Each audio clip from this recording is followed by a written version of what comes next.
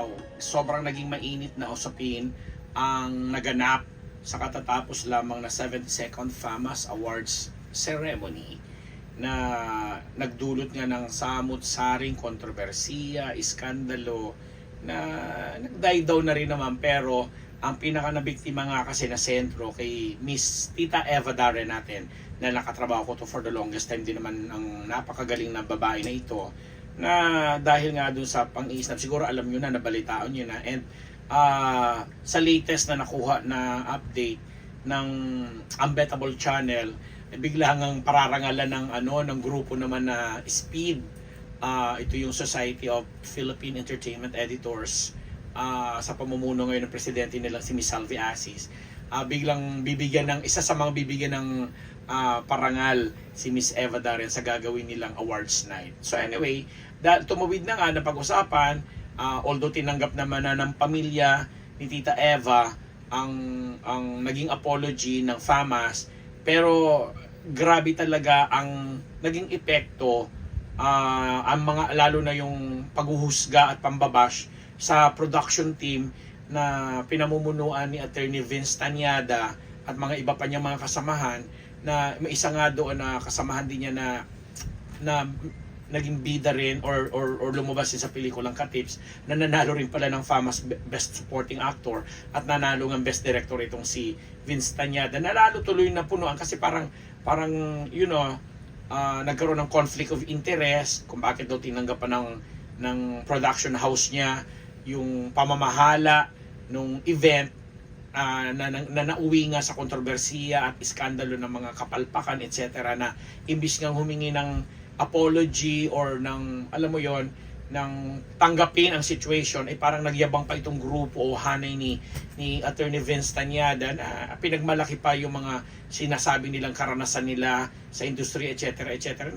Na kahit ako mismo personally, with all due respect sa iyo Attorney Vince, is parang kini-question ko pa rin kasi parang ano yung sinasabi niyo, yung claim to fame ninyong ganito, ganyan na parang kung magsalita ang grupo, yung hanay sa pagpapaliwanag na pagkahaba-haba at nobela talagang paliwanag at pagpapakita ng mga resibo,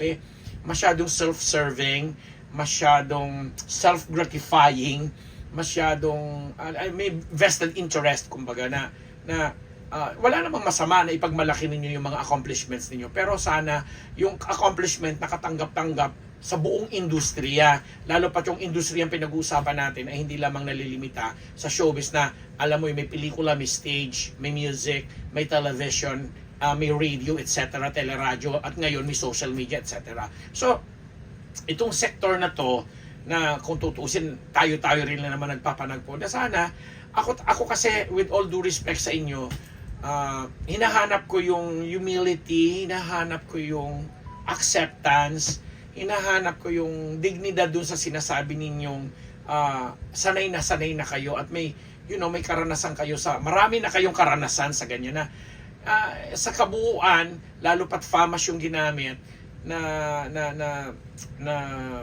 what's this, award giving body na pinakamatanda sa Pilipinas, at noong paman nung 50s, 60s, 70s, okay yan na napulaan lang naman yan nung mga panahon na talagang may mga issue na ng mga bilihan ng awards, bentahan ng awards,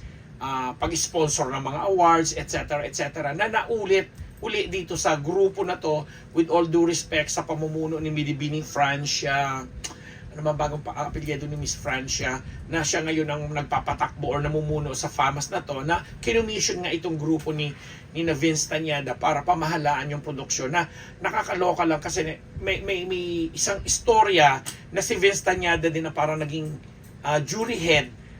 Pag sinabing jury head, ikaw yung, kumbaga sa board of judges sa contest, ikaw yung chairman na pumili ng mga winners sa katatapos nga lang na FAMAS Awards, na tinanghal nga Best Actor si Catherine Bernardo, nagtay bilang Best Actor si Piolo Pascual at saka si Alfred Vargas, at may mga iba pang mga artista at mga direktor, nanalong Best Director si Louie Ignacio. Alam mo yon, kaya napulaan, ang daming chika, ang daming chismis, ang daming nabuksan na mga kumbaga natutulog ng issue at luma ng issue na binalik uli, na kung ito yung aim or objective nitong production house na namahala nung awarding rights, gusto nila mag-ingay, gusto nilang ipagmalaki na gather nila ang who's who in the industry, kumbaga. Kasi nandoon nga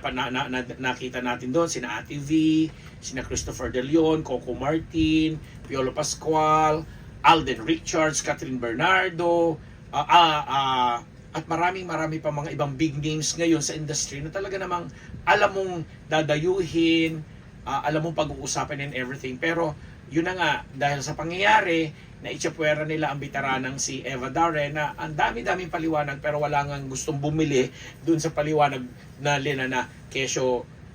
ilang araw bago pa yung ceremony, tinanggal na ang pangalan ni Miss Eva Darren kasi hindi kinonfirm nung PRO kung makakasama pa ba siya o hindi na. May pinalitan last minute, may inalok ng ganito last minute, tapos hindi makita dun sa bulwaga na sabi nga ni na Miss Marisa Delgado at mga iba pang nakasaksi, Divina Valencia, na sabi nila doon lang magkakasama lang kami sa table, imposibleng hindi makita. Basta ang daming question na ngayon ay magiging parte na lang siya ng showbiz history, kumbaga, na isang naganap o kaganapan sa FAMAS na hindi na correct, hindi na na-check. Tapos may isa pang grupo nga na sinasabi nga natin na pinamamahalaan nito ni Vince Tañada na alam natin na hindi natin alam yung mga interest na gustong palabasin, pero yung siguro minimithi nilang maging sentro sila ng usapan, makapagpa-viral sila ng mga kwento at iskandalo na nangyari at natupad at napag-usapan yung production nila na sana naman in the near future, kung hahandle pa sila at hahawakan pa nilang ibang mga kaugnay na okasyon,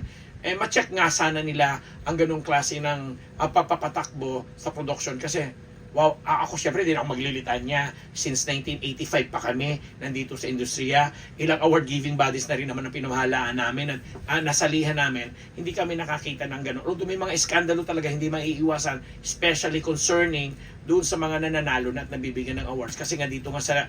recent FAMAS ceremony, may mga nagsasabing may mga nag-sponsor ng award, may mga biniling award, etc. na hindi naman na lumang balita, kumbaga. Kasi kahit noon pa man, kahit siguro hindi pa buhay itong mga kasamahan ni Vince sa production, ay nagaganap na at meron ng ganyang chika. Yun nga lang,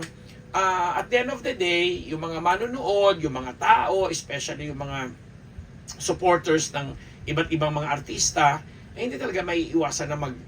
comparing notes, kumbaga, na at the end of the day, sa tinagal-tagal ng panahon, sa hinaba-haba ng nilakbay, ganito pa rin ang mga pangyayari na parang walang improvement, walang development, walang progress, walang pagbabago. Yun lang. Sana hamon natin ito sa ating lahat na kami rin naman sa mga ganitong pangyayari bilang podcaster, bilang may nasa social media na rin at pinupuna rin at ino-observe ang mga ganito.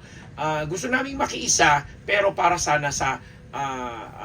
ikauunlad ng lahat at para sa mas positibong dadaanan o tatahaking landas ng mga produksyon na may involve sa mga kagayang okasyon. Ako ang inyong lingkod, Papa Ampero Palamat Nabus. Nagpapasalamat po sa ating lahat, sa inyong lahat. Thank you.